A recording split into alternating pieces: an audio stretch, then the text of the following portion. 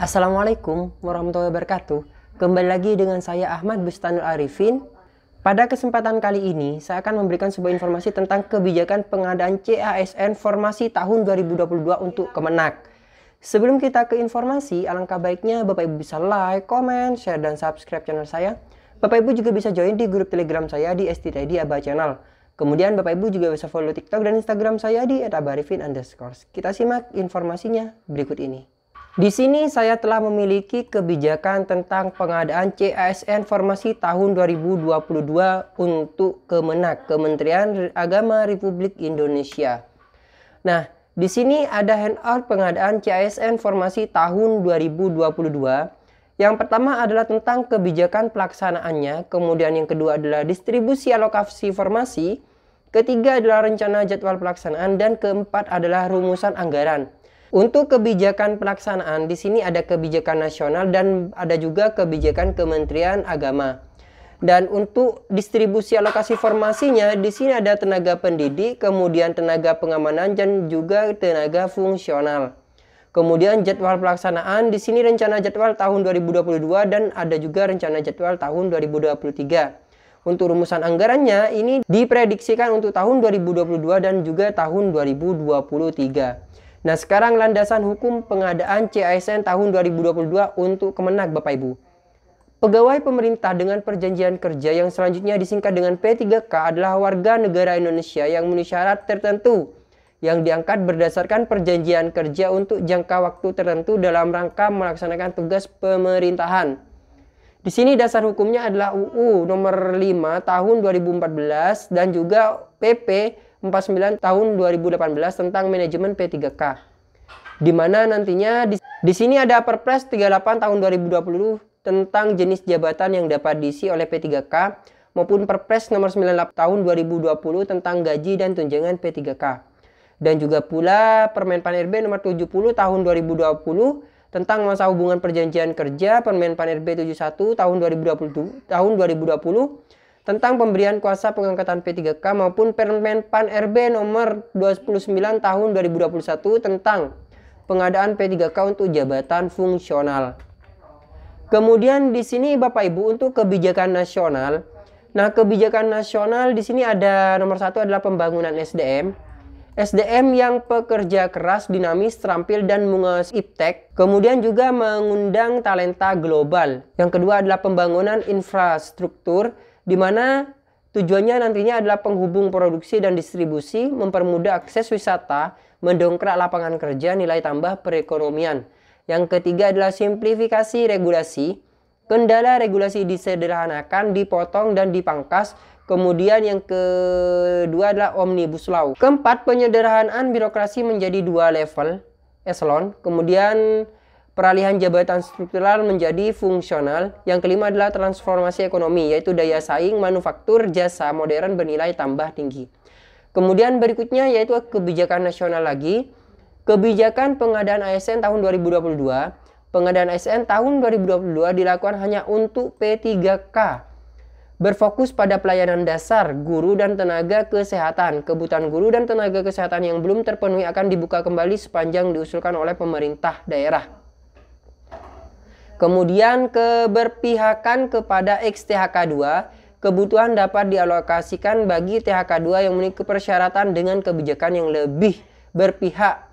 Kemudian pandemi COVID-19 dan penyederhanaan birokrasi, perubahan pola kerja birokrasi melalui teknologi informasi secara masif akan mengubah kebutuhan ASN dari segi jumlah maupun kualitas.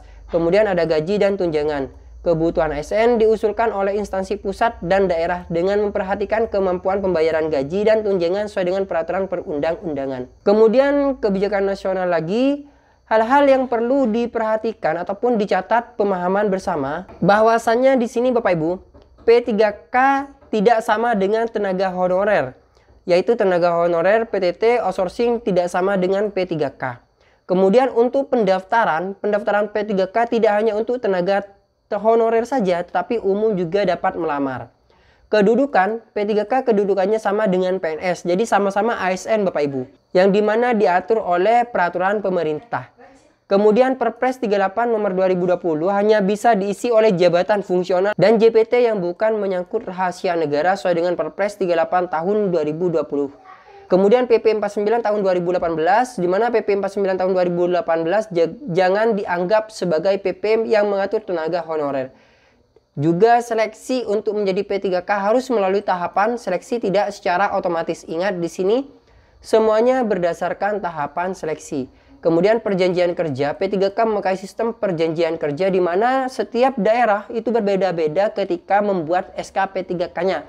Ada yang 1 tahun, 2 tahun, dan juga sampai dengan 5 tahun Bapak Ibu. Kemudian arah kebijakan dan strategi nasional yang menjadi mandat RPJM kepada Kementerian Agama. Kemudian Kementerian Agama harus menjadi motor penggerak implementasi moderasi beragama dalam semua lini. Para ASN Kementerian Agama harus menjadi cerminan dalam bersikap dan bertindak melayani masyarakat, membawa misi menghadirkan moderasi beragama di tengah keberagaman Indonesia. Ini disampaikan oleh Gus Menteri Bapak Ibu.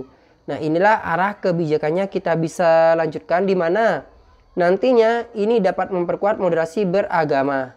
Nah, kita lanjut saja pada kebijakan Kementerian Agama. Di sini pelamar calon P3K, Kementerian Agama telah mengusulkan kepada Kementerian Pan-RB bahwa pelamar calon ASN Kementerian Agama memprioritaskan bagi mereka yang sudah mengabdi di Kementerian Agama. Jadi sama halnya dengan Kementerian Pendidikan, di mana mengutamakan yang sudah mengabdi pada Kementerian Pendidikan. Kemudian kompetensi, calon P3K Kementerian Agama akan mengikuti seleksi sama dengan yang Kementerian Pendidikan, di mana adanya seleksi kompetensi dengan sistem CAT BKN untuk mengukur kompetensi manajerial, sosial kultur, dan teknis, serta wawancara berbasis CAT untuk integritas dan moralitas. 3. Moderasi beragama, calon P3K Kementerian Agama akan mengikuti tes moderasi beragama menggunakan sistem CAT Mandiri Kementerian Agama untuk mengukur tingkat pemahaman dalam implementasi moderasi beragama. Kemudian profil ASN. Di sini ASN Kementerian Agama atau P3K akan memiliki kompetensi yang sesuai dengan kebutuhan jabatan dan memiliki pemahaman beragama yang moderat, sehingga dapat mencapai tujuan Kementerian Agama secara keseluruhan. Selanjutnya Bapak Ibu, untuk persyaratan umum P3K perlu dicatat di sini, yaitu yang pertama adalah setiap WNI dapat melamar menjadi P3K dengan ketentuan sebagai berikut.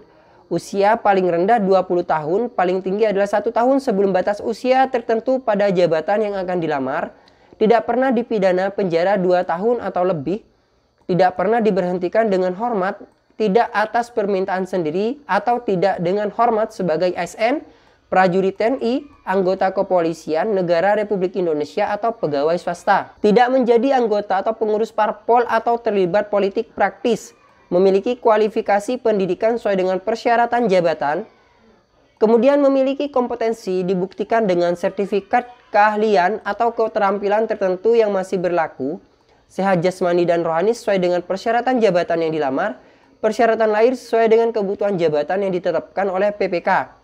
Calon pelamar hanya dapat mendaftar 1 instansi dan 1 formasi jabatan, sama halnya persis dengan Kementerian Pendidikan maupun Kesehatan. Selanjutnya Bapak Ibu, untuk distribusi alokasi formasi CASN tahun 2022, di sini tenaga pendidik berupa guru dan dosen, yaitu jumlah alokasinya 27589, di mana jumlah untuk gurunya itu adalah 24848 dan dosen di sini 2741 dengan persentase 55,62%. Untuk tenaga keagamaan seperti penyuluh agama dan penghulu, di sini untuk penyuluh agama ada sekitar 12427 dan penghulu di sini ada 2308, di mana persentasenya lebih kecil daripada tenaga pendidik yaitu sebesar 29,70%. Dan fungsional dan tendik di sini ada 7281, di mana persentasenya adalah 14,68. Dan total jumlah formasi yang diusulkan oleh Kementerian Agama adalah 49605. Surat penetapan dan rincian formasi setiap satuan pendidikan. Surat penetapan dan rincian formasi setiap satuan kerja dapat diakses melalui sistem aplikasi yang telah disediakan oleh Biro Kepegawaian Sekretariat Jenderal dan penyerahan Formasi akan disampaikan pada hari Jumat tanggal 28 Oktober tahun 2022. Dan di sini ada perkiraan skenario dan jadwal pelaksanaan yang perlu Bapak Ibu catat semua. Di mana tanggal 16 sampai dengan 30 November itu adalah pengumuman seleksi. Dan tanggal 16 sampai dengan 7 Desember adalah pendaftaran seleksi Bapak Ibu. Nah, di sini Bapak Ibu, untuk tanggal 16 sampai dengan 14 Desember tahun 2022 adalah seleksi administrasi. Kemudian tanggal 15 sampai dengan 16 Desember tahun 2022 adalah merupakan pengumuman hasil seleksi administrasi. Dan masa sanggahnya di sini adalah tanggal 17 sampai dengan 19 Desember tahun 2022. Nantinya untuk masa jawab sanggahnya di sini tanggal 17 sampai dengan 23 Desember tahun 2022 dan pengumuman pasca sanggah di sini tanggal 24 Desember tahun 2022. Penarikan data final di sini tanggal 26 sampai dengan 27 Desember tahun 2022 dan penjadwalan seleksi di sini dilakukan tanggal 28 sampai dengan 30 Desember tahun 2022. Pengumuman jadwal seleksi per sesi di sini dilakukan tanggal 2 sampai dengan 7 Januari tahun 2023 nantinya Bapak Ibu. Dan pelaksanaan seleksi di sini dilakukan tanggal 8 Januari sampai dengan 6 Februari tahun 2023. Pengolahan nilai di sini dilakukan tanggal 1 sampai dengan 13 Februari tahun 2023. Pengumuman hasil di sini tanggal 14 sampai dengan 15 Februari tahun 2023. Masa sanggah di sini tanggal 16 sampai dengan 18 Februari tahun 2023. Dan jawab sanggah di sini tanggal 16 sampai dengan 22 Februari tahun 2023. Dan pengumuman hasil akhirnya di sini diperkirakan tanggal 23 sampai dengan 24 Februari tahun 2023. Jadwal tersebut berdasarkan hasil koordinasi dengan Kementerian Pan-RB dan BKN. Jadwal tersebut berpotensi berubah dikarenakan kebijakan nasional. Sampai hari ini ketentuan yang berlaku masih menunggu jadwal resmi yang akan diterbitkan Kementerian Pan-RB dan BKN. Inilah skenario perkiraan, jadi jadwal yang ada di sini bisa sewaktu-waktu berubah Bapak Ibu. Kemudian perkiraan untuk skenario yang kedua. Nah, yang barusan itu adalah skenario yang pertama. Yang ini adalah skenario kedua. Di sini pengumuman seleksi dilakukan tanggal 1 sampai dengan 15 Desember tahun 2022. Pendaftaran seleksi di sini tanggal 1 sampai dengan 22 Desember tahun 2022. Seleksi administrasi tanggal 1 sampai dengan 29 Desember tahun 2022. Pengumuman hasil seleksi administrasi tanggal 30 sampai dengan 31 Desember tahun 2022. Kemudian masa sanggah di sini dilakukan tanggal 1 sampai dengan 3 Januari tahun 2023. Jawab sanggah 1 sampai dengan 7 Januari tahun 2023. Pengumuman pasca masa sanggah di sini dilakukan tanggal 8 Januari tahun 2023. Penarikan data final tanggal 9 sampai dengan 10 Januari tahun 2023. Kemudian penjadwalan seleksi di sini dilakukan tanggal 11 sampai dengan 13 Januari tahun 2023. Pengumuman seleksi tanggal 14 sampai dengan 20 Januari tahun 2023.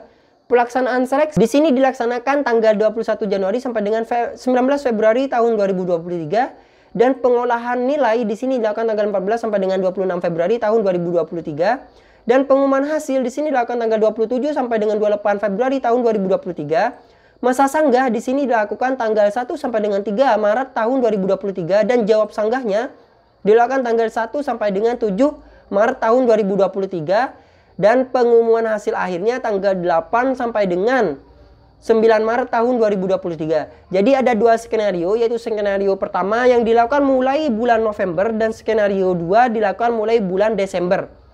Nah, Bapak Ibu bisa berkoordinasi dengan Kemenak setempat nih Bapak Ibu. Dan seperti yang tadi skenario pertama, bahwasanya jadwal di sini bisa berubah sewaktu-waktu. Kemudian untuk rancangan anggarannya, pelaksanaan CASN di sini adalah rancangan anggaran tahun 2022. Satuan Kerja segera membuat beberapa skenario penyesuaian anggaran pelaksanaan seleksi CASN formasi tahun 2022 sesuai dengan perkiraan jadwal, sehingga setelah terbit surat Menteri Pan-RB segera dapat diajukan untuk revisi anggaran.